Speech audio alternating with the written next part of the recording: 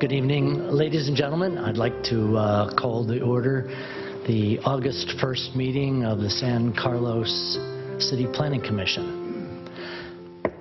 So, will you please join me, rise, and we'll pledge allegiance to the flag. I pledge allegiance to the flag of the United States of America and to the republic for which it stands, one nation, under God, indivisible, with liberty and justice for all.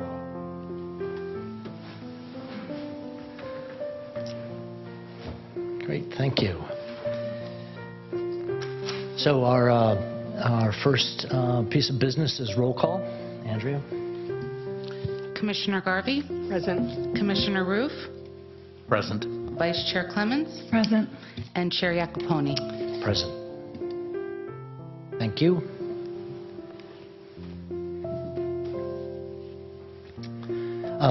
At this point in our agenda, we have the opportunity for public comment. The purpose of this is for any members of the public that would like to speak on an item not on tonight's agenda. If you have something you want to speak, please fill out a speaker card and bring it forward.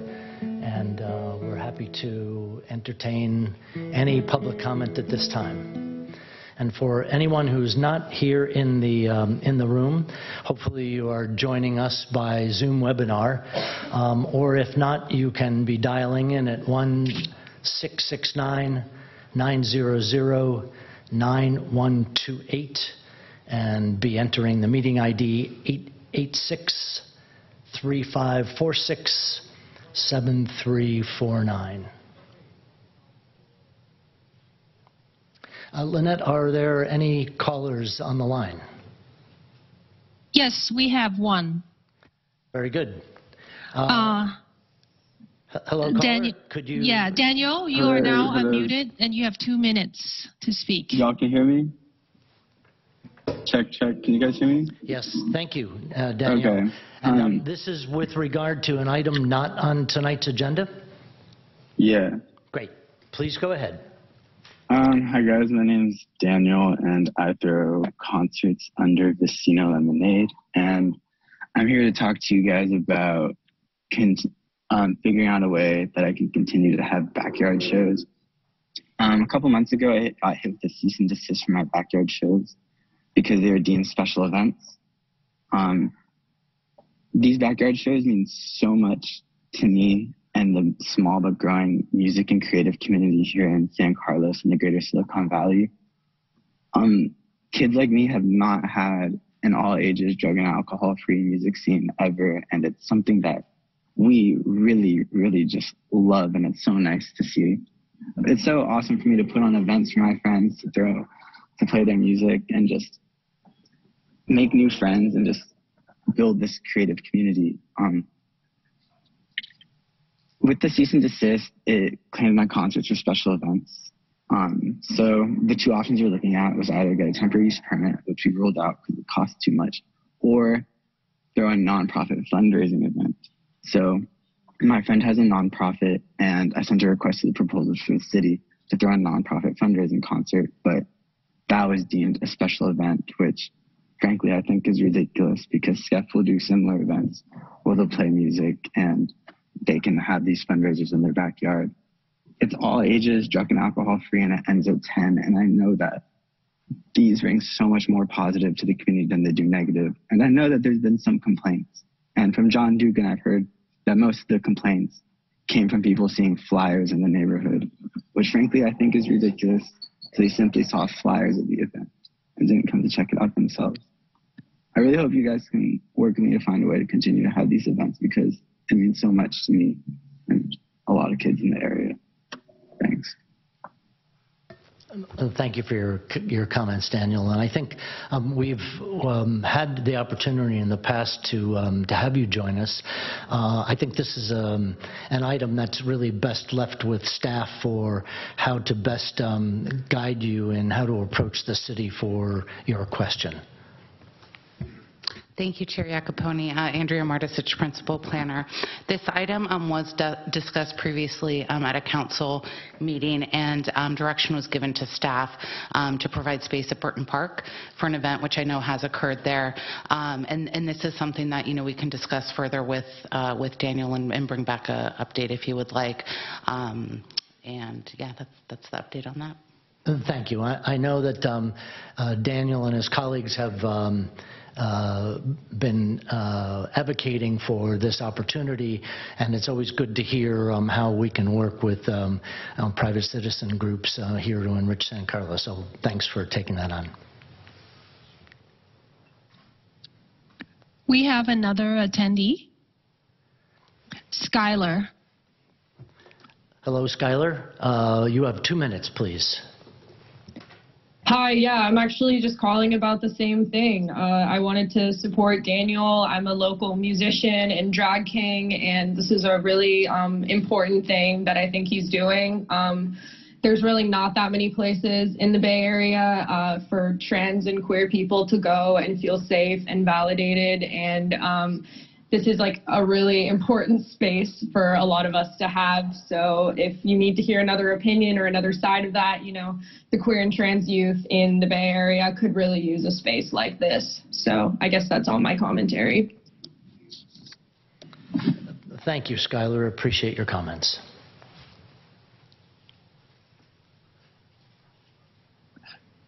That's it. We don't have any more callers.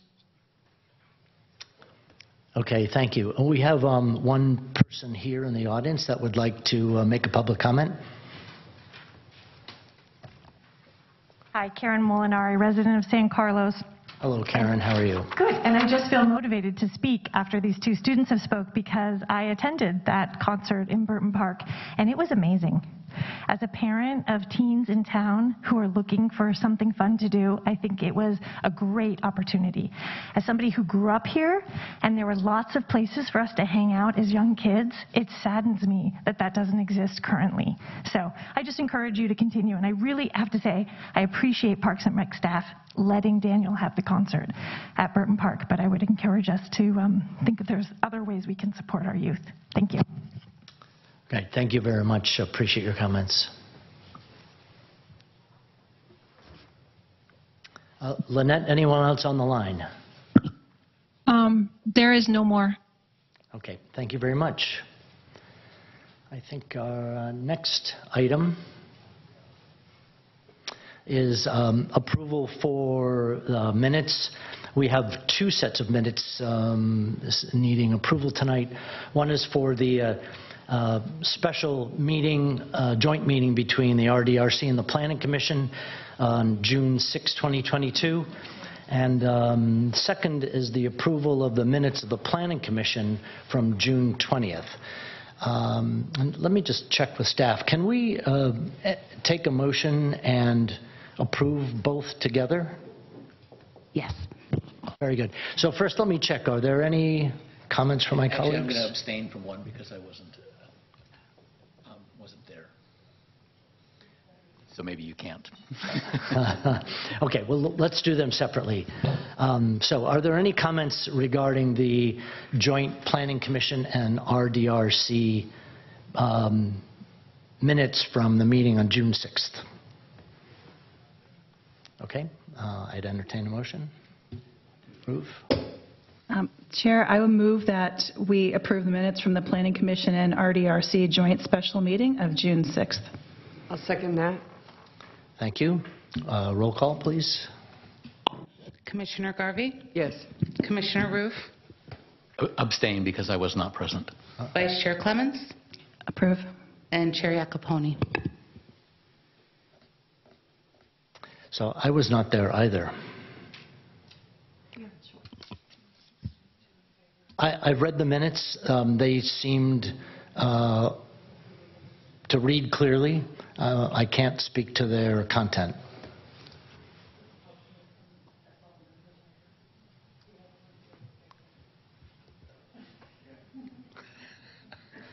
If I could share, I've seen it handled both ways, whether you can choose to approve or choose to abstain if you were not there. Either way, up to you. not, we could entertain Thank you. I again. just want to hear from council and staff. Killing time.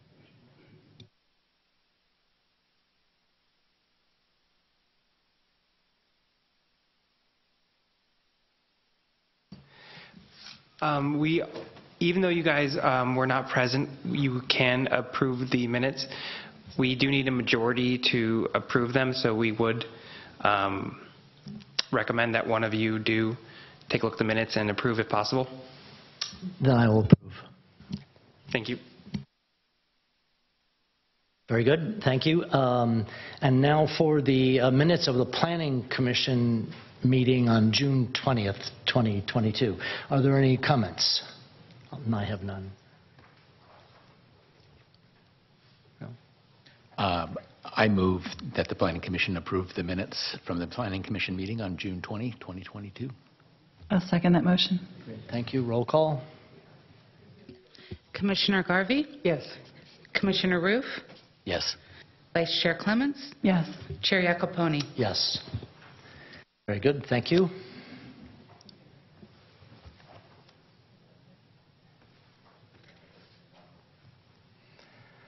Okay, the next item on our agenda this evening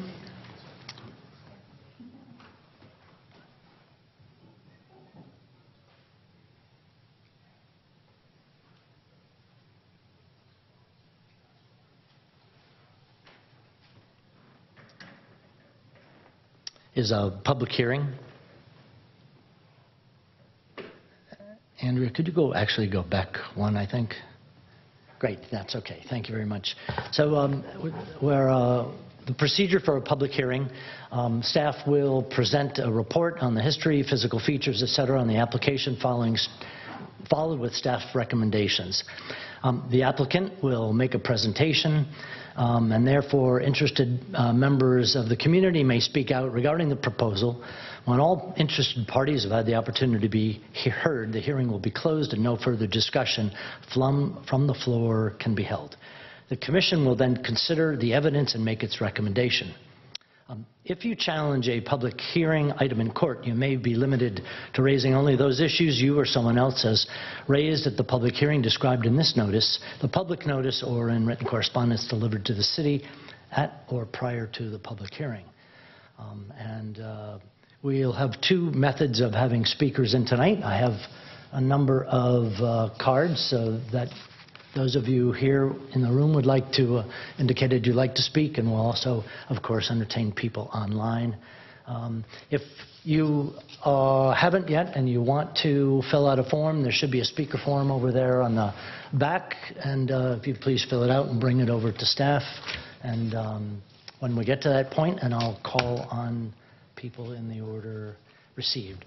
Tonight's item is address 1021 Howard, APN 046-191-070-080 and 020.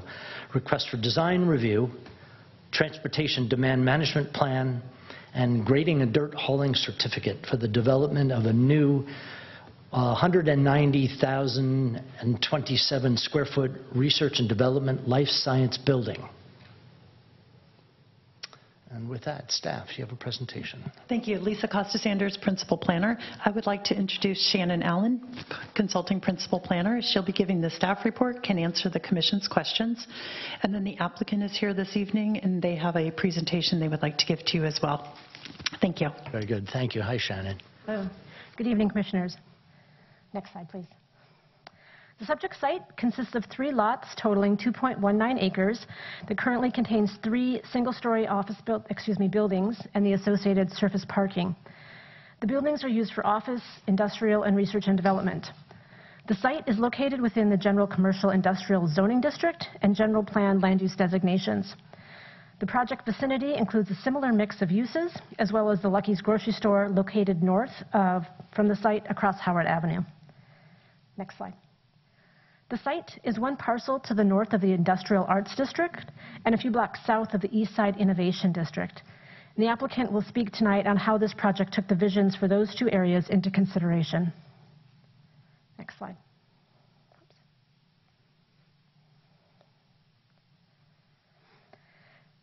The applicant proposes to construct a new approximately 190,000 square foot research and development life science building with 3 floors plus 2 levels of subsurface parking. Next slide, please. This is a view of the building east along Howard Avenue. The proposed design is similar to the research and development project recently approved at 1091 Industrial Road, approximately a half-mile northeast of this project site. The owner and architect teams are the same for this project. Large glass windows are utilized throughout the proposed building for modern design, as well as to minimize bulk and mass. The building facades along Howard and Bayport Avenue feature limestone, metal, and wood finishes selected to respond to the history and character of industrial uses in the area. Next slide. And here's another view of the building. This is the front area facing along Bayport Avenue. And next slide. The building is organized in around an approximately 13,000 square foot publicly accessible plaza that includes a drop-off area, courtyard, and lobby areas as one nears the main building entrance. The courtyard entrance includes seating areas in both hardscape and landscape. In addition to the research and development use, the first floor would include an approximately 1,000 square foot cafe and an approximately 3,500 square foot retail space. The cafe and adjacent outdoor area terrace anchors the entry plaza, and the retail space would open directly onto the courtyard. Next slide, please. Planning Commission approval is required when grading exceeds 1,000 cubic yards. The site grading consists of 93,400 cubic yards of soil as a result of 2 levels of subsurface parking. This translates to 3,300 truckloads, with off-hauling occurring over a 60-day period.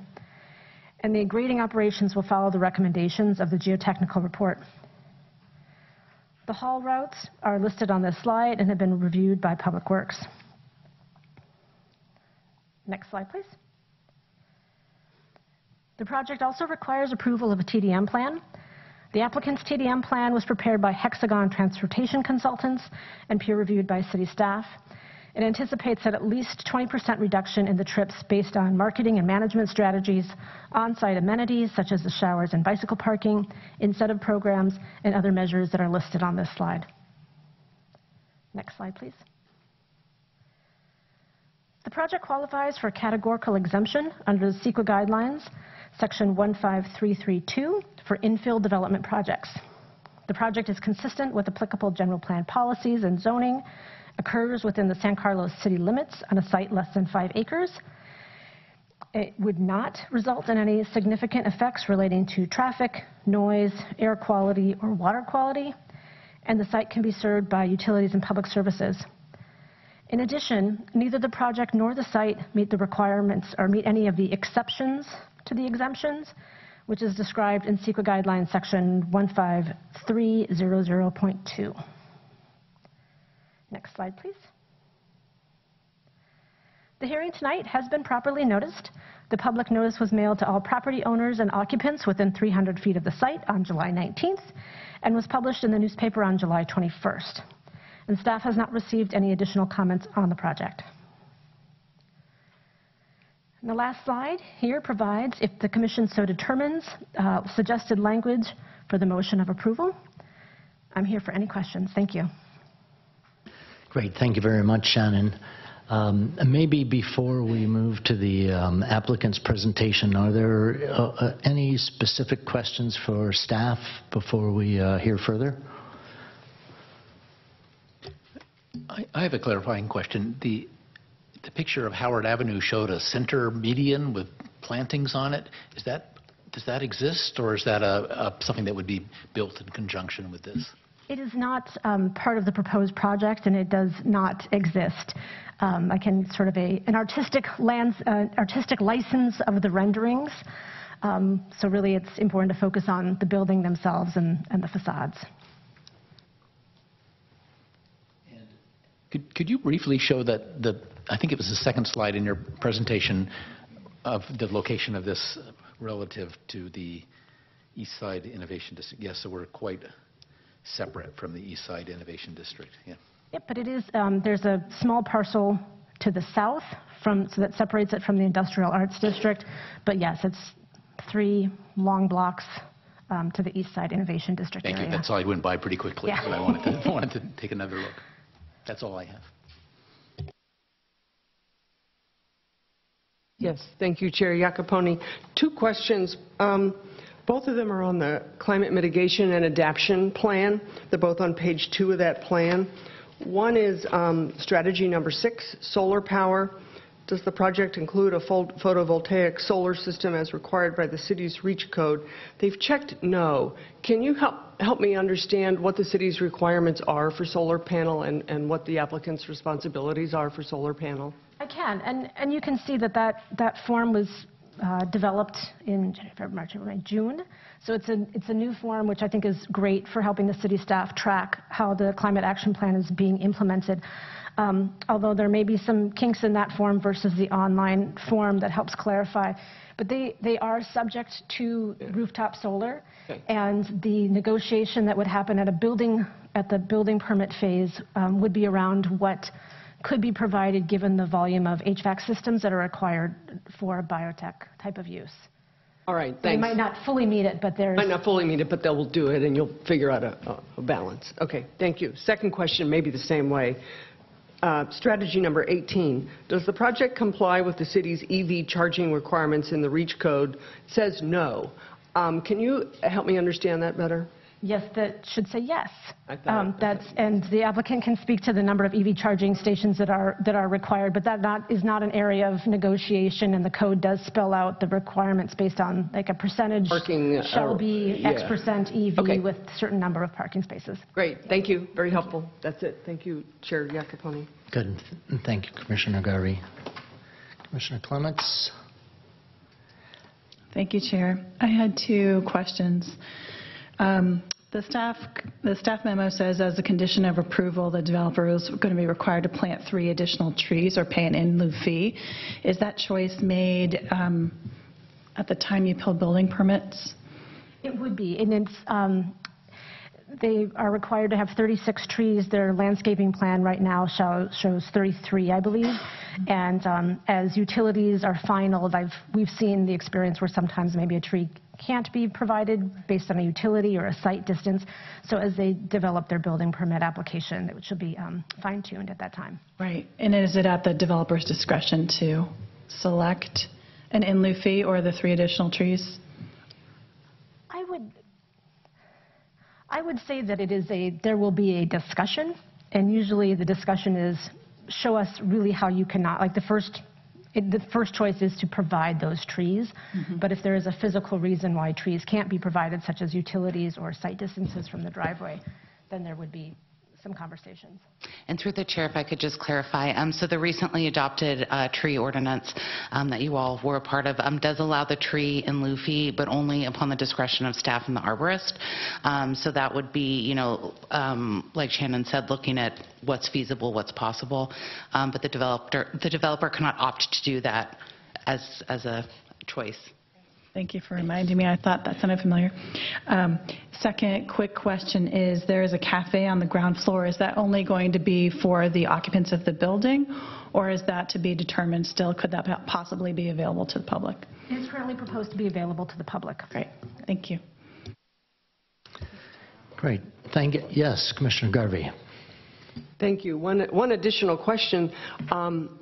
I appreciated all the drought-tolerant landscaping that's proposed. The renderings look beautiful. My question is about rainwater and water in general. Is there any city requirement that large developments like this capture rainwater, store rainwater, use rainwater to the extent that they can? I didn't see anything in the packet, but I didn't really know what the water requirements were. So there is not a requirement at this time.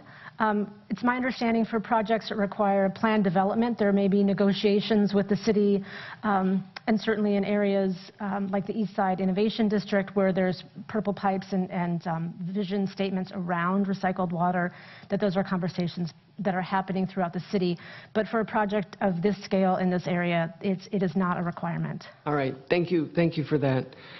And Chair Iacopone, is this a good time for questions on the Transportation Demand Management Plan, or would you rather take those later? I think it would be great to hear from the applicant, but if it's a question of policy or clarity around code or something, then maybe now would be a good time. So I'll let you make the call. I think I'll wait. Thank you. Okay, great. Thank you.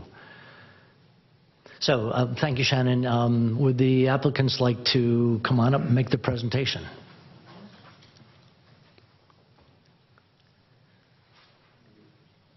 Great, and please state your name so that we have it for the record. Mike Hallow. I'm the project developer with Prince Street. Hello, Mike.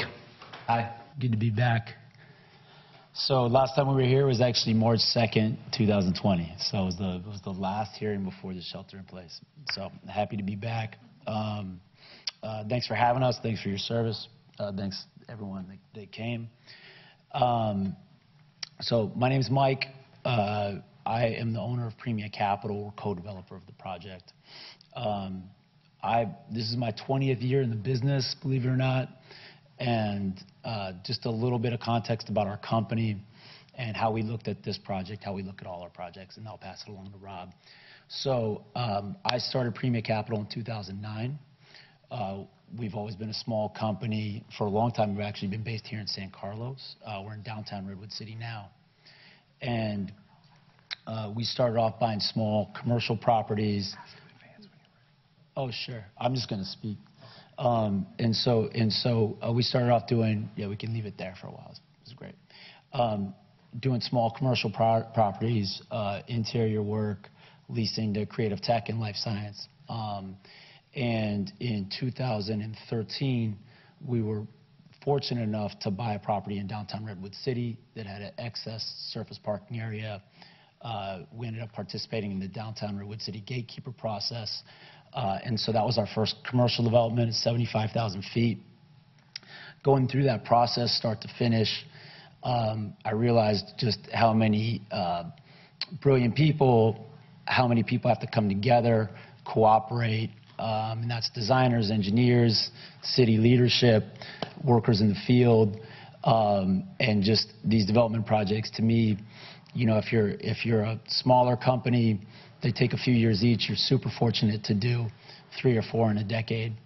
And so for us, we take these projects obviously very seriously, and they just have to be as perfect as we can make them before we even go out to the community at all. And so we spent with 1021 Howard months just on the design to get it to a point where we feel passionate about the project, and with a straight face we can go out to the community, we can go to you and say we believe in this project, want it to be beautiful. And so if we do the next slide. Oh, thank you. So 1021 Howard, like our other projects, there's a basic through line. And we think that all of these projects, you have to look at it first from the community perspective. For the most part, the community's not up on the 3rd floor on a daily basis. They're looking at the project from the street level. And so we want our projects to feel warm, inviting.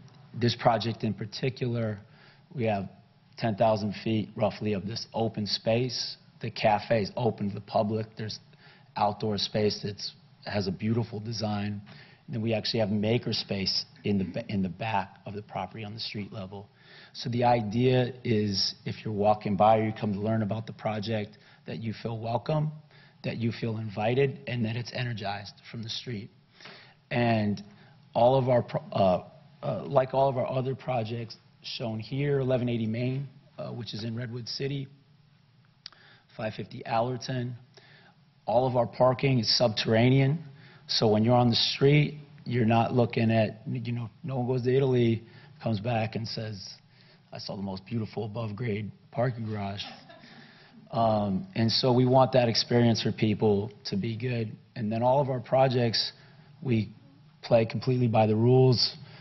And so we take whatever the existing zoning, the height, the density, and we play within those confines. And just a quick second about our community stuff. So we're a big believer that the business community can play a big part in solving problems in our communities. And one of our biggest areas of focus is kids, disadvantaged youth. Through PAL, we fund 22 sports teams year-round. And as a dad, as I have 4 kids in my house, somehow, some way, and as a coach year-round, you're just always looking with kids. You're always looking to find what is going to spark their interest.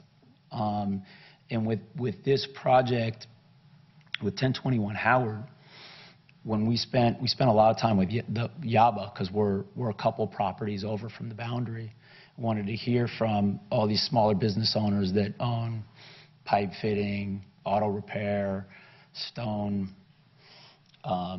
These are true craftsmen in this area. And what do they care about? What are their issues? They care about protecting that trade area. And one of the biggest issues that we've heard about for years and years is losing skilled labor. This keeps pushing south, east, and we just lose people. And one of the so we just like, okay, started to talk to people. And I mean, obviously there's a big issue because people move, it's worse for them. They don't get to be around their friends and family, and if they're from the Bay Area. It's harder for those of us that are still here, lose the services, harder to hire. We deal with it as developers. And then, you know, at the same time, we have this other problem, which is everyone's starting to realize that college isn't for everybody, and that you can have hundreds of thousands of dollars of debt, history degree, liberal arts degree, and not be in a better position. And the trades are a big opportunity for kids that want to work with their hands. They want to do something more real. And you can go out and make $100,000, maybe start your own business. You can make a couple $100,000, whether that's carpentry. So it's a huge opportunity to pair those two problems. And so we started talking to people, and we ended up deciding, we won't go through all these unless you want to, but we ended up deciding to dedicate $1.5 million to Redwood School, which is at the border of Redwood City and San Carlos.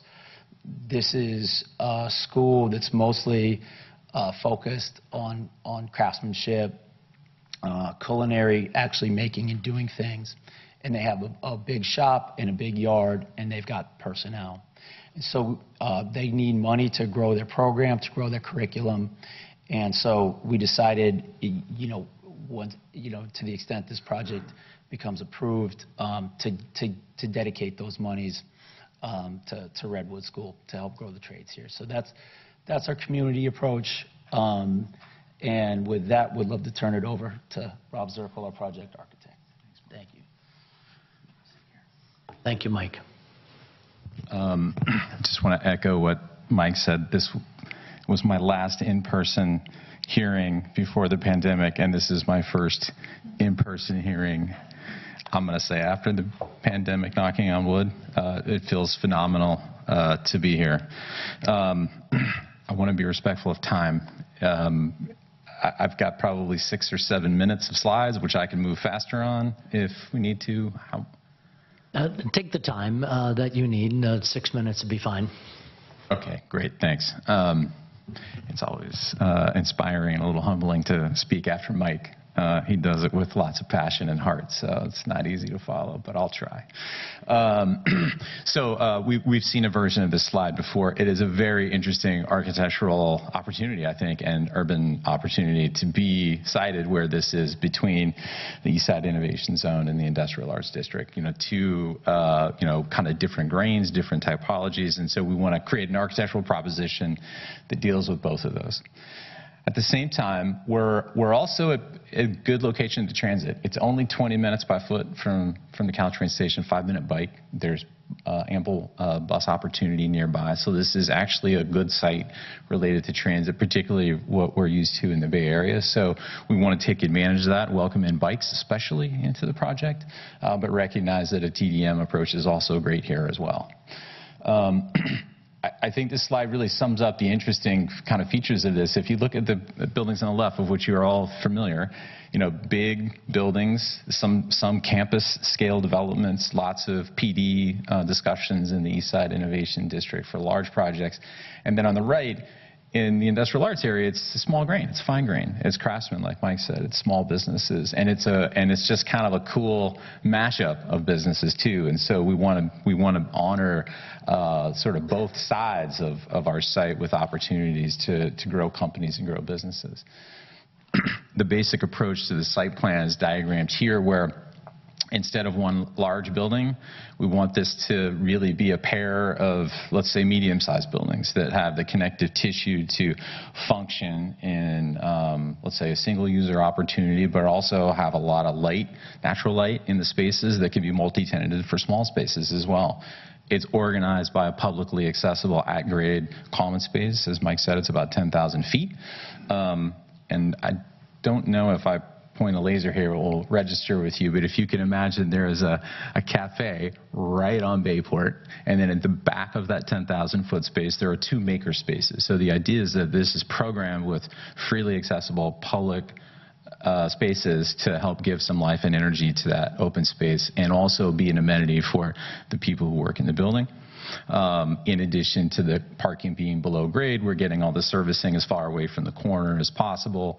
We have a sort of a fun moment with bikes for the short-term outdoor bicycle parking, where it's up on our elevated first floor, which we're using for sea level resiliency. So we're calling it the bike patio. So there's 60 bike spaces out there that are off the ground and protected, but visible on Howard. It's an important connector street. And I think that the architecture is framed to be super flexible. So we've designed this to be able to host a life science company or companies. So we're dealing with all the sort of state-of-the-art planning modules around R&D benchtop. So we're very rigorous about the parking grids. We're very rigorous about the depths of the building so that it works well for labs, it works well for office, it works well for both. You'll see that we have a diagram here of how this is all populated. The building fits this perfectly. This is one example of how flexible this building is as we head into maybe a little bit of an unknown in the marketplace, but also dealing with the present reality that life science is still a driver of this region right now. You could look at this floor plan and say, that looks like one company on one floor. It can be that, but it's also really set up with 2 separate lobbies accessible from that open space, 2 building cores, and a skin to core depth from the exterior envelope, where it's easy to get in 4 companies. Now that doesn't sound like a big deal, but that could be 12 companies in this building, and that's the part of the industrial arts area that's pretty cool. This might be a home for one large tenant on one floor. It might be a home for 4 kind of incubator-sized tenants that are trying to develop something new, which is cool. We want to make sure that there's room in this building to serve both of those outcomes, because I think that's the best way for us to bridge the nature of the East Side Innovation Zone and the industrial arts area. Shannon walked you through these buildings. The one thing I would say that's a little bit different here, in the left you see a nicely colored kind of light tone brick. We're upgrading this to limestone. As we speak, we've been talking with Shannon and staff about making a change to that. Just unfortunately the renderings haven't quite caught up to our appetite for our cladding material, but this is an upgrade from brick to stone. We hope you would agree. But it really shows the welcoming nature of that courtyard. Now, one thing I'll say is that these night renderings are there to kind of be evocative and prove a point, but, this will meet every Title 24 requirement for occupancy sensors in any of the spaces. We will only have an outdoor in the evening time when the building is not occupied. We will only have the light that's required by code to provide safe, accessible access to and from the building, so this is not intended to be a beacon. But it does make for a nice rendering to kind of prove the transparency of the building, as is our medium, Commissioner Ruff. So it would be nice if it was there. We'd support it if you all want to do it.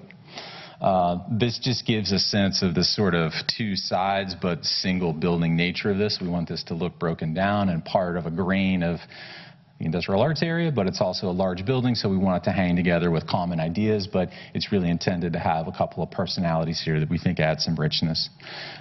We think the materials palette, as Mike said, I'm fortunate enough to work with Mike and his phenomenal team doing great buildings all over the place in the Bay Area, and we'd like to make them out of things that you like to see in nature: wood, stone, glass, metal, terracotta, rain screens, and sunshades.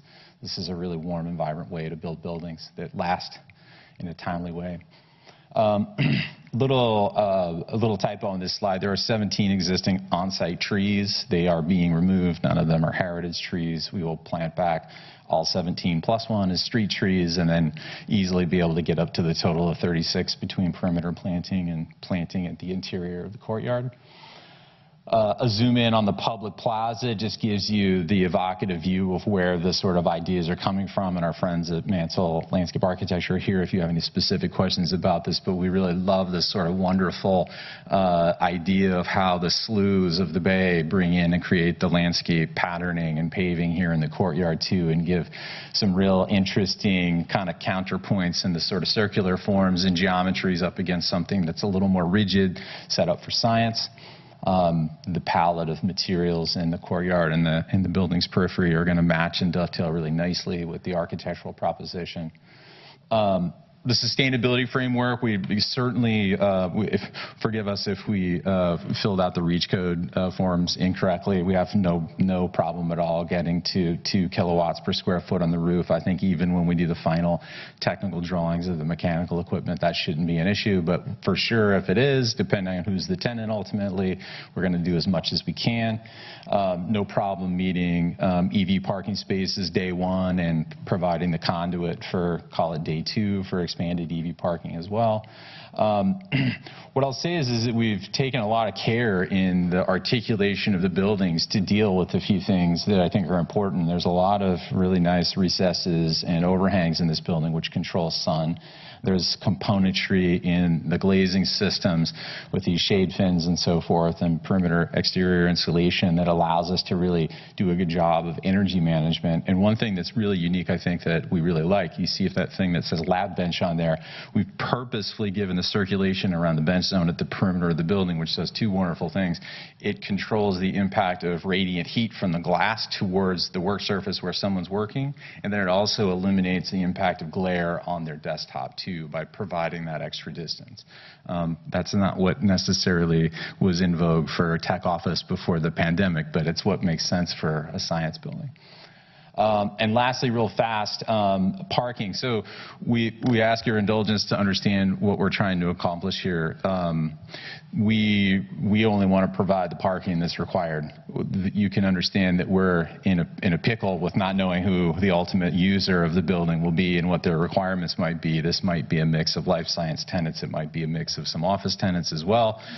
We don't really know, but what we do think is that with a tandem parking space strategy, which can function fine as highlighted in blue as single stalls in the case of this being a 50-50 lab office split, works just fine for us. And then if it gets to the point where there's more of a balance of office in the building than there is life science tenancies in the building, then we have capacity through valet operations, because you can imagine the operational headache of, co-workers on different floors parking one behind each other. We would need to enlist a valet company to help us with that. That would be something we would do in the event that that's what the tenancy requires. So what we're trying to do is give enough for one eventuality, but welcome in the ability to do the other as well. So not trying to be overreaching, and we think that the tandem strategy, because it's going to be decidedly very inconvenient to use sort of your free will day to day, that it would require a valet operations person to help us. So that explains a little bit where we're trying to get to from the parking calculation standpoint. So I hope you can kind of see that the mix ultimately, which we don't know yet, and the changing market conditions we face may dictate a different outcome. So anyway, that's all I have. I hope that was helpful. Thank you. Great. Thank you very much. Before we move to public comment, fellow commissioners, any questions of the applicant?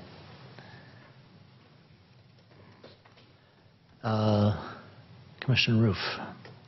I just wanted to clarify. I'd like to clarify for the parking, the table in the staff report says 425 parking stalls. Is that, I didn't see that number. This says 417. Is that just a?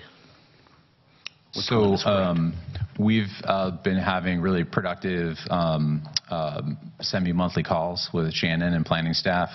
The project has evolved a little bit as we've moved through. So what's on the screen right now represents this is where we are today, and what's in the staff report is what was in the application. So things have evolved just a little bit. But we've got 417 parking spaces shown here, not 425, based on our calculations. And if you net out the valet parking spaces, that's where the 324 single car stalls come from, if that makes sense. So really close to what's based on the application, but there's just been a little evolution as we've moved forward over these last few weeks, if that makes sense. Did I answer that right, Shannon? Yes. Okay, great. So maybe this is a question for staff. What we're approving is what's shown in the staff report or what's on these slides? I'm a little confused. So, that's a great question. So one of the conditions of approval, it's either the first or second, says as per the plan set dated February 1st, which is the plan set that's attached. So that's really what you're approving, is the plan set that's attached. If there's some revision that you're seeing this evening, be it revisions that come out of discussions with the planning commissioners or a presentation from the applicant team, the conditions of approval could be modified, as per the presentation, that there shall not be more than 417 parking spaces. So it's sort of a long-winded yes. It will be what you decide you are approving, and we'll make sure it's reflected accurately in the conditions of approval so that when staff picks it up in 6 months with the building permits, we're making sure we're tracking the right piece. And if I could just add to that, from a parking perspective, we're really focused on, are they meeting the parking minimums as established in the code? And so at time of building permit stage, we're going to compare the plans that you approved, if you do so, this evening to the building permit set. And sometimes there's a little shift, right?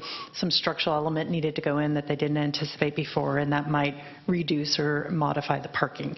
So there is the ability for staff at a later date to even approve a parking reduction beyond what you're looking at, as long as it meets our code minimum and it's in substantial conformance with the plans you're looking at. So there could be some further reductions. Thank you. Thank you, Commissioner Roof. Commissioner Garvey. Thank you, Chair Iacopone. Building on Commissioner Roof's comment about parking, the city does try to right-size parking for any new development. I don't have the packet open in front of me. When you were 50-50 lab commercial, you had a lot of extra parking. But to your point, the architect, Bob, if you went with 75%, 25, I thought I remembered reading in the packet, you still had extra parking spaces, but what I haven't factored in is this latest update that brought the number down. So I'm really curious when, oh, here we are. If you come down to 417 and you're at 75, 25, do you still have excess parking spaces? We would be using the assistance of a valet operator to achieve those stalls. You can get 324 stalls, single occupancy or carpool vehicles pulling in and parking without any encumbrance or extra navigation. But to provide 417, we would need to be enlisting the services of a valet operator, which we've done effectively in other projects when it's necessitated it. But that's something we would do if the need arose. Does that make sense? Thank you. Thank you. That's helpful. And I would be supportive of the 417, the lower number for parking. Yeah. Thank you. And to clarify, the code does permit tandem parking. It does not require use of valet. Very good. Thank you. Commissioner Clements, anything at this time? Questions, I think right now, just for clarifying before we move to the public? That was actually my question. Okay, very good. Thank you. Why don't we, Commissioner Garvey? One additional question on the Transportation Demand Management Plan. This is about scooters. Scooters aren't covered anywhere in the Transportation Management Plan, and they're not a requirement. But I saw a press release 5 or 6 days ago, and the city of Redwood City partnered with a company and now has electric scooters available in certain locations in Redwood City. I'm wondering if these scooters prove successful in Redwood City, your facility is a mile from the train station. People could walk it, but if they had an electric scooter, and they were young enough, younger than me, they'd get on that scooter maybe and go to work. I'm wondering if you would be open to amending your Transportation Demand Management Plan at some point in the future. If scooters become viable, might they be incorporated in something that your company might be able to offer? I see in the TDM plan bicycle parking. You'd have to find a place at your facility to park electric scooters. And if people were able to take those electric scooters to work, it stands to reason that they could get on them again at lunchtime and come down to Laurel Street and buy a sandwich. So I'm just putting it on your radar screen. I hadn't thought about scooters for this project until I saw this press release and what Redwood City is doing. And I'm not going to mandate it for this project. I'm just putting it on everybody's radar screen that if it works in Redwood City, I guess I'd encourage you to think about whether or not it works also as a part of your project. And I don't know if that means you need to design in a little space to park them, or if they could just go, somewhere you've already got a spot. I think it's a great idea. Bird is somewhat of a four-letter word to some cities, so pun intended. We got plenty of room, both at the bicycle parking area in and around where the drop-off is by the plaza. I mean, we're certainly open to it, and if there's any policy that comes out at the city level, happy to consider that, participate. We think anybody getting to work in another way besides the car is a good way, so we're definitely happy. Thank you. Thank you, Bob. And through the chair, if I could just add, for the TDM plans, they are reviewed after the first year of occupancy, and then I believe it's 5 years after that. So there is also the opportunity, for staff to keep that in mind and bring it up at the future reviews as well. Thank you, Andrea. That's great. And I think in the horizon between now and first occupant, I would imagine we'll have some data from Redwood City. So look forward to seeing how that works. Great. Thank you, everyone. I had one more clarifying please, Commissioner Roof. Quick clarifying question. How many people do you think would be on site, the maximum?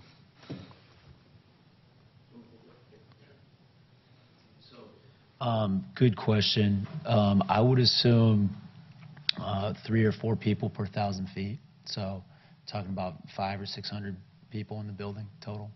So the good thing about these life science buildings is the same worker that's in the lab is going back into the lab support, or what we're calling office space. And so there's a duplicity of build out relative to number of employees. So they tend to be lower density when you compare them to office building. Thank you. Yeah. Very good. Thank you. I think at this time we'll open it for public comment. We have, I have a number of speaker cards, and I'll take them in order, and would invite the speakers to come on up, and you have 2 minutes. Sorry, let me put my glasses on.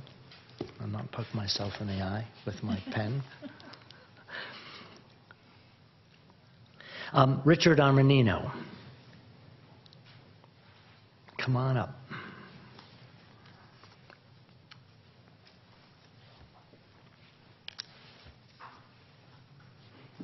Good evening, Commissioners. My name is Richard Armanino. I'm the president of the Parks and Rec Foundation of San Carlos. Our foundation's role is to fund capital improvements to our parks and provide scholarship assistance for park programs.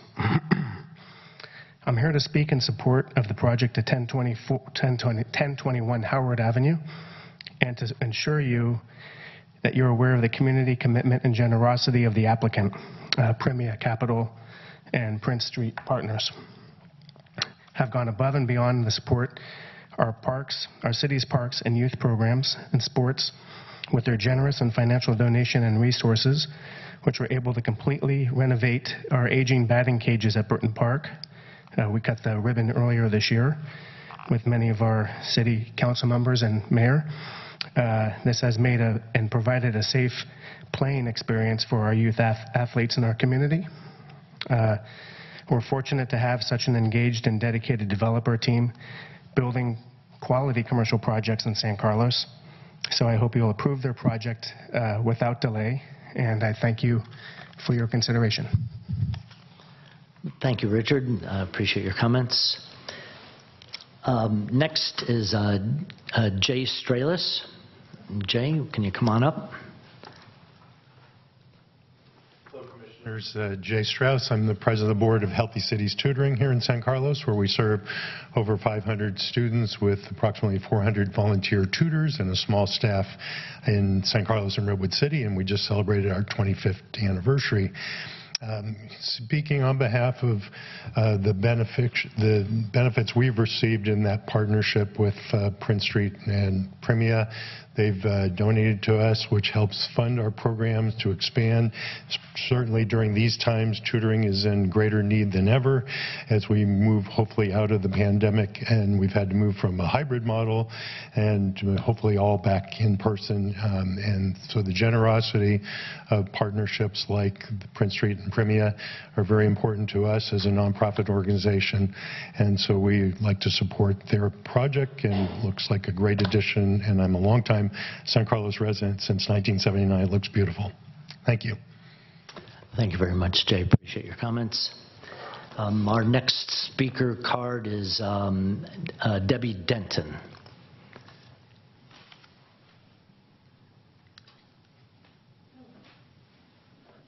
Good evening, Commissioners. My name is Debbie Denton, and I'm also on the Parks and Rec Foundation and on the Healthy Cities Tutoring Board of Directors, and I've held a bunch of volunteer roles in San Carlos over the years.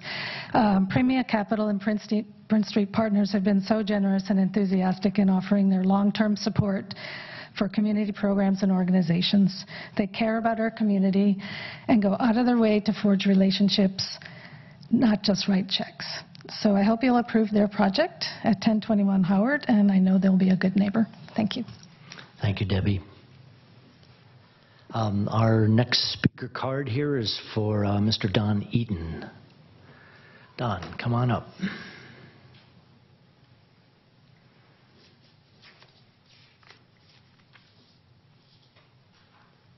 Seems like old home week. I remember sitting on this very commission for 9 years in the 80s. Some of you weren't born yet, I'm sure.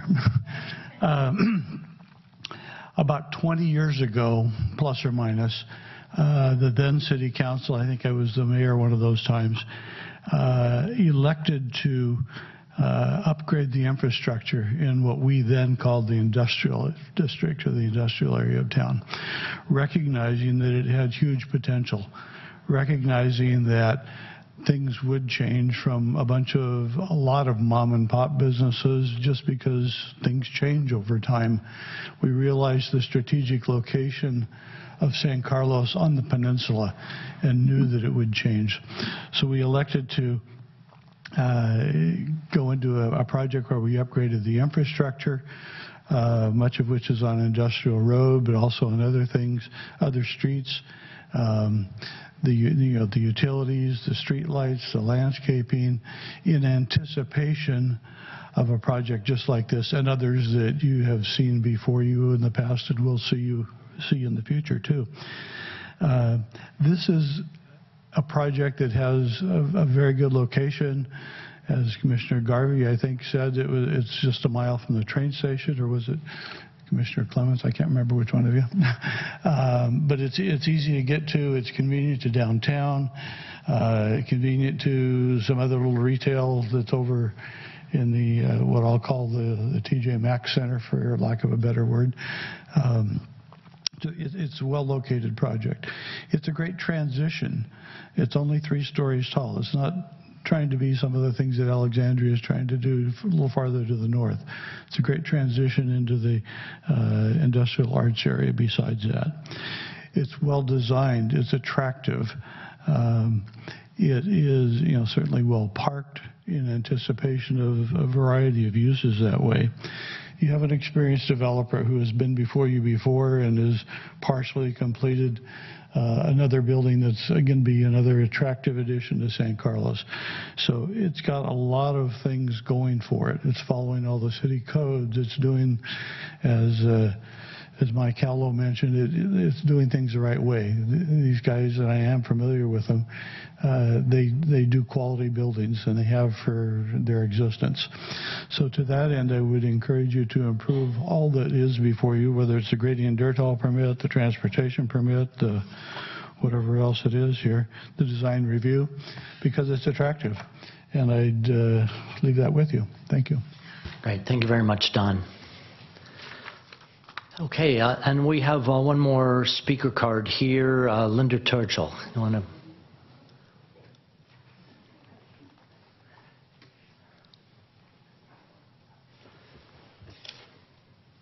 Good evening, everyone. Thank you. Hard to follow Don because he has so much history. But my name is Linda Tuchel, and I've been a San Carlos resident for 50 years. I've been involved in our community in many different ways, on the school board, chair of Hometown Days, director of the Girl Scout camp for 35 years. Andrea was one of my happy campers. There have been a lot of changes in our town, and I welcome them. I often attend the developer community outreach events, including the recent event that they spoke of this evening.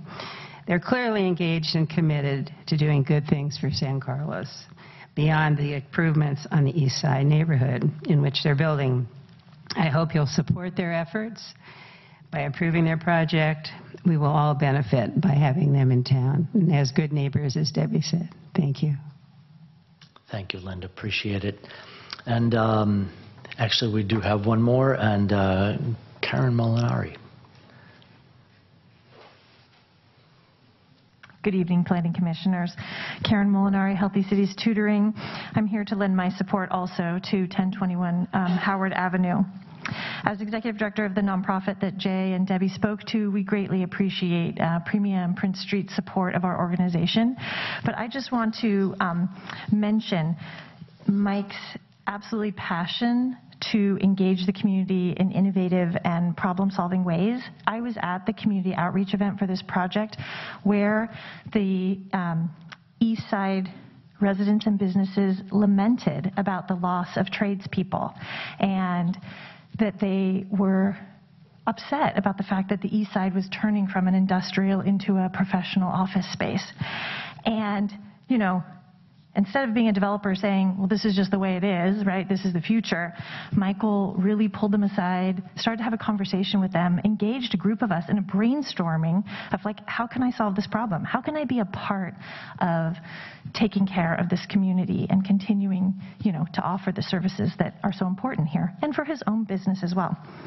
So from there, we brainstormed. We came up with introducing Michael and his team to the Sequoia Union High School District's career development team and their shop teacher and the principal at Redwood High School. And Michael went out there, toured around, learned about the program and ways that his organization and business could support them. This is not just a developer writing a check. This is somebody who is showing up, who is committed to making a difference and making our community better. And I greatly, greatly respect that. As an organization who gets a lot of people who just wants to write checks, I'd rather work with somebody who wants to improve our community from the ground up. I really hope that you'll approve this project. Thank you. Great. Thank you very much, Karen. Let's switch over to the phone lines. If there are any folks on the phone, Lynette, are there any people who have joined with hands raised? Yes, we have one. Tara Fuller. Great. Good evening, Tara. Welcome. Great. Thank you so much. So I am Tara Fuller, and I'm the Executive Director of Art Bias, a nonprofit arts community right just a block away from the Industrial Arts District in San Carlos. For those of you who are not aware of Art Bias, we provide resources for local artists and are the largest artist community on the peninsula with 50 artist studios under our roof.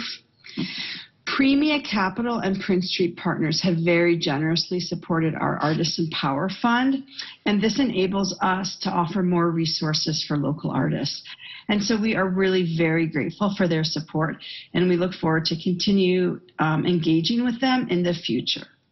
So thank you so much for considering my comments. Thank you very much, Tara.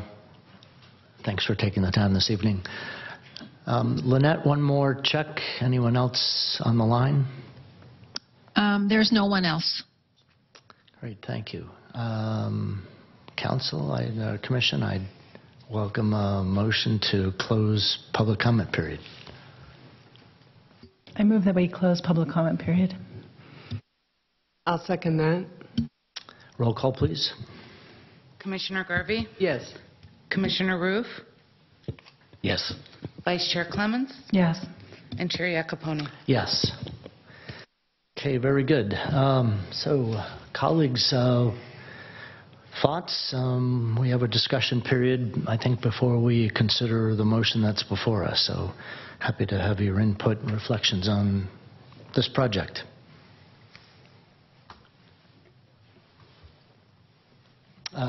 Commissioner Garvey. Thank you, Chair Iacopone. I like this project, and the quality of the materials, the quality of the design is just wonderful. It's a beautiful building. It's really well thought out.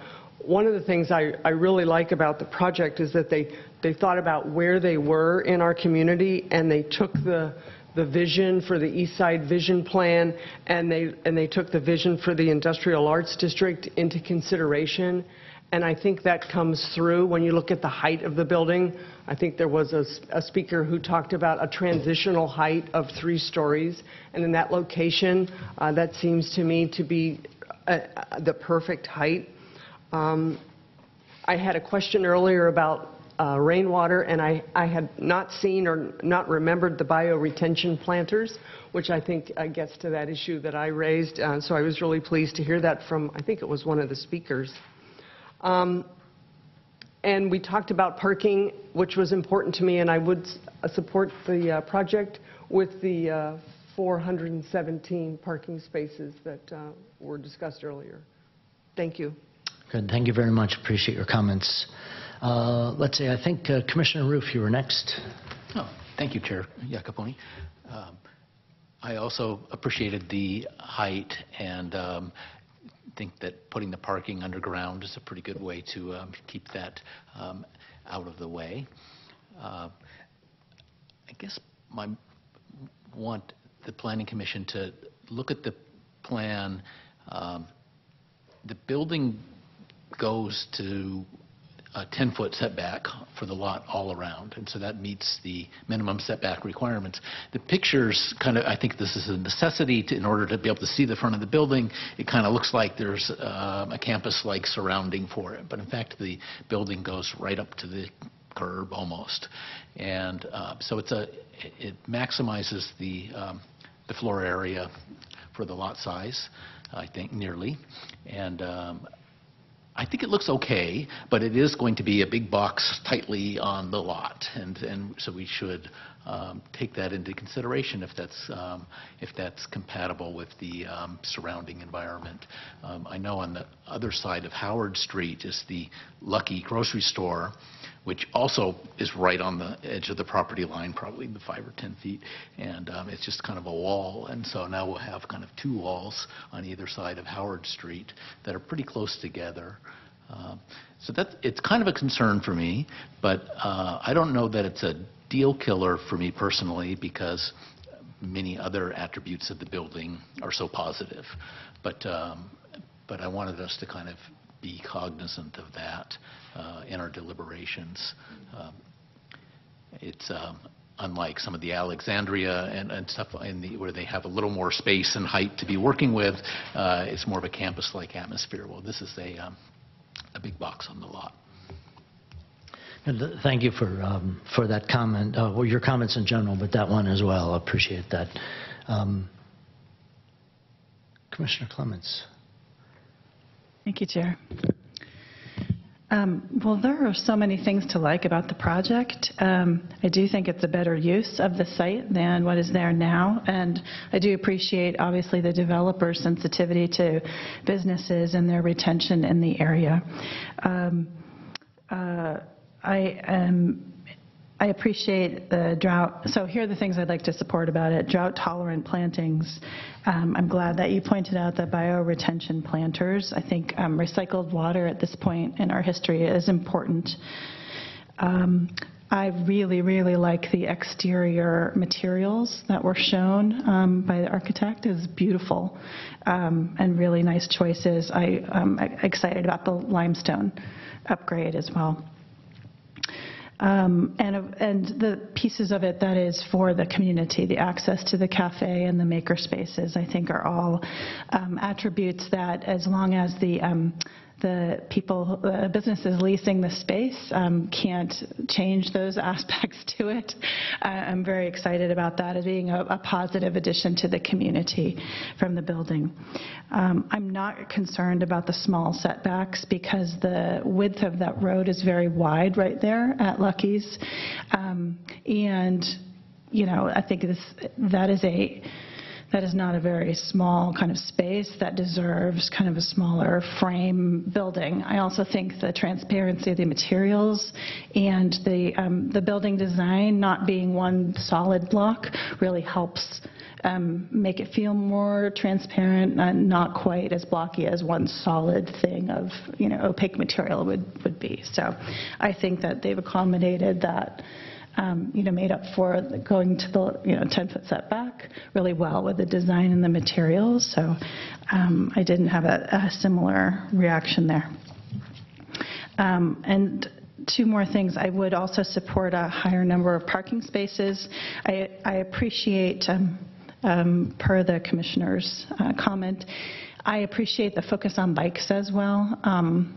And scooters, because I did see the first couple of bird scooters just on the sidewalk somewhere the other day, and I was shocked that Little San Carlos has bird scooters now. So I think they're coming any second now, and I do think they can be disruptive, so I'm glad that you're thinking about, you know, how the site might accommodate that better.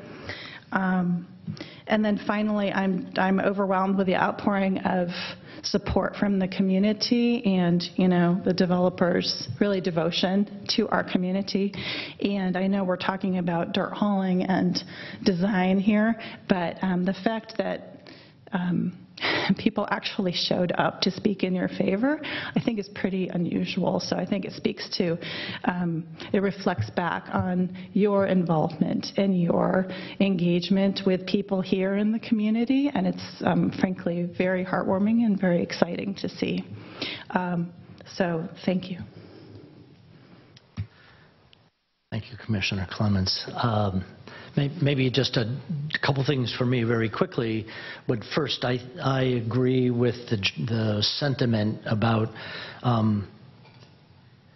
this being, let's say, the first anchor in a brand new development area and setting the bar quite high in terms of aesthetic,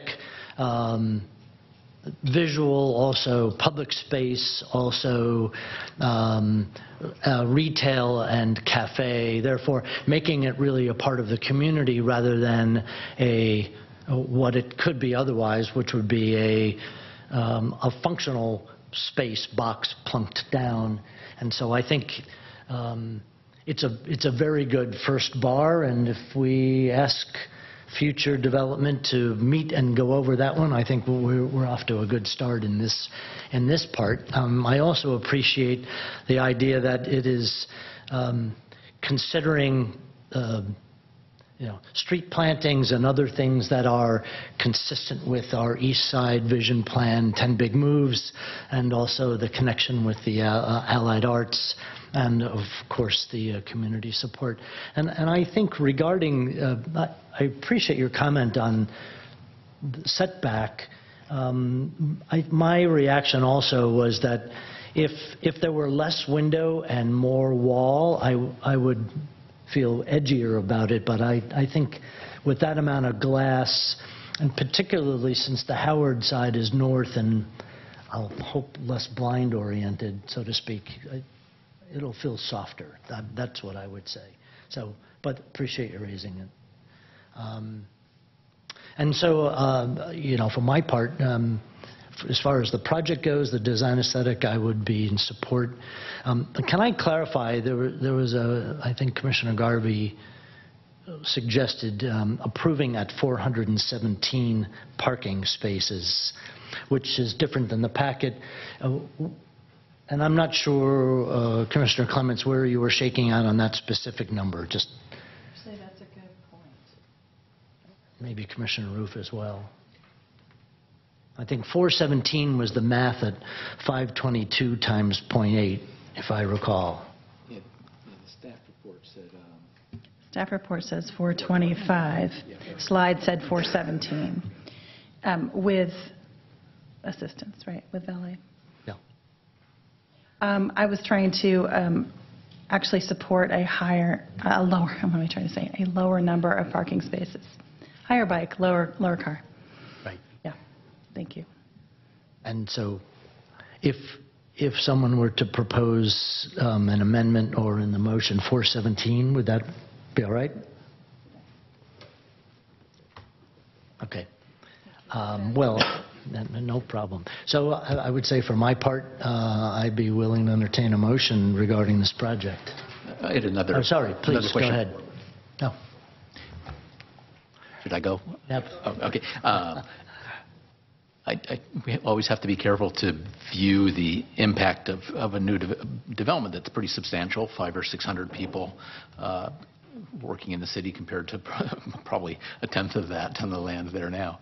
So the transportation management plan, I think, is critical for ensuring that the impact is not adverse on the community. And as planning commissioners, I think we're all pretty familiar with that, and we're sort of relying on it. But I take it very seriously that they have the review after, I forget whether it's 1 or 2 years, and make sure that it's working and that those provisions truly be implemented, I think is critical, so that we don't end up with a massive massive traffic jam in the city every morning and evening. And 417 seems like a reasonable number to me. I'm never sure whether I want more parking spots to avoid overflow consequences or less parking spots to encourage people to use alternate modes. But I think 417 seems like it's in a sweet spot for me, so I agree with that. Thank you. And let me say, just to echo the comments of the other commissioners regarding the community outreach and support, that is really great to see, and that has an impact on my thinking for the project. It's a good thing. To have a community here, to have industry be paying attention to the local community is so admirable. That's all I have. Thanks, Commissioner. Commissioner Garvey, please. Thank you, Chair Iacopone. Two additional comments that were on my list that I didn't talk about. One of them was lighting. You know, we spend a lot of time at the Planning Commission talking about people that have lit billboards and not wanting so much light, you know, from midnight to 5 in the morning. And I appreciated the comment from the architect that even though the rendering is taken in the dark for illustration purposes, it is very well lit, that in the middle of the night, it's not going to be a large building that's blaring light. It's going to be tastefully, dimly lit with whatever the code lighting is for the exterior. So that is important to me, and I'm glad that's happening. And then the last thing I wanted to mention was about sea level resiliency. This building is going 2 to 4 feet higher, much like its counterpart a half a mile away. So I appreciate that the company took the specific location of the building involved and the terrain, which is flat, very near the bay, and began to think about how to design around that in the event of flooding. And so it is 2 to 4 feet above grade. So I wanted to call that out. I really appreciated that design element. Thank you. Thank you. Other comments? Other thoughts to check in? Okay, great. Do we have a motion? I'd be happy to make a motion. I move that the Planning Commission grant approval for design review, grading, and dirt haul and transportation demand management plan for the development of a new 190,027 square foot research and development building at 1021 Howard Avenue, APNs 046-191-070, 080, and 020, for the reasons incorporated in the staff report and with the conditions in the code compliance certificate as modified by our comments on parking spaces of 417. I was going to wait for the second to clarify the condition. I'll second that. So just clarification that the condition you would like to add is that the parking be a maximum of 417 on-site spaces. Correct. Maximum. Yes. Not a minimum. No. Maximum. Maximum. Thank you. Thank you. Thank you. Roll call, please. Commissioner Garvey? Yes. Commissioner Roof? Yes. Vice Chair Clemens? Yes. And Chair Iacoponi? Yes. Very good. Thank you, commissioners. Thank you to the applicant. Congratulations. We appreciate both the development and your investment in the community, and to all those who came to speak on your behalf tonight. Thank you for your comments. Congratulations. Thank you. And may I also say I'm excited about the batting cages. I had no idea how that happened. Thank you. That's quite all right. Good. Our next item on the agenda, item number 7, reports, correspondence, and general information. Staff? So item 7A, report on recent City Council actions. Council has been on recess for the month of July, but at their last meeting in June, they did adopt the updated BMR ordinance as well as the updated ADU ordinance. And their next meeting is August 8th, in a week. Can I ask a question of Andrea? Were there any changes to the BMR ordinance from what was proposed to us? I would have to look and report back. I'm not sure. Okay, Yeah. I'd be interested in that Absolutely. as a report back. Thank you. Very good. Thank you. Do any of the planning commissioners have comments or anything to report on?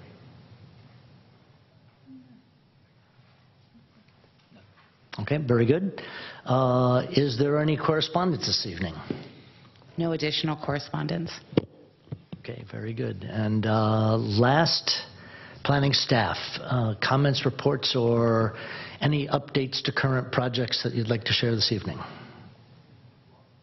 Sure. I wanted to start with just a quick overview of an email that Lisa Porras, the Advanced Planning Manager, sent to Commission about updating, upcoming items.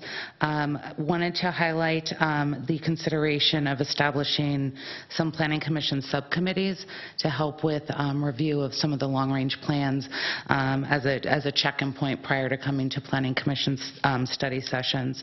And so Lisa had asked if you do have any questions or scheduling conflicts or ideas of which committee you might be interested in, just to let her know.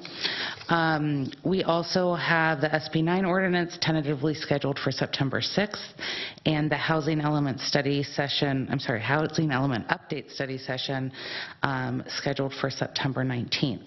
I did want to point out that on the email that was sent to you, it was indicated that 808 Alameda de las Pulgas would be coming before you, and we have the project planner here so she can provide an update for that. Sure. So we're still working on some last-minute issues relating to the draft EIR, and so we don't want to release it until those are resolved. I would expect them to be resolved in the next 2 or 3 weeks, and then a little bit of time to refresh the draft EIR to accommodate that. So that could be released in, say, 4 to 6 weeks. Once it's released, we would like to have a hearing with the Planning Commission to take additional public comment on the draft EIR. So it will not occur on your August 15th meeting. It would likely be, I guess, a later September hearing. Very good. Thank you for that update. And then finally, I'd just like to formally welcome Connor Highland, our new Deputy City Attorney. Thank you so much. Welcome, Connor. Thank you very much. One last check. Commissioner Garvey, please. So is there a Planning Commission meeting on August 15th? Do we have material? For right now, there is one scheduled, and the only item so far is the subcommittees. So I'll follow up with Lisa Porras and see if that's something she wants to keep for that. Very good. Thank you. We'll keep us posted. Yes. May I ask another question? It sounds like 808 Alameda is a well-known development proposal, and I'm wondering if someone probably preceded my time on the commission, and I'm wondering how I could find the history of that easily. If somebody could send me a date, I could look up the meeting. Have we taken it to the commission? I'm just trying to remember if it's come before the Planning Commission before. There might have been the scoping hearing.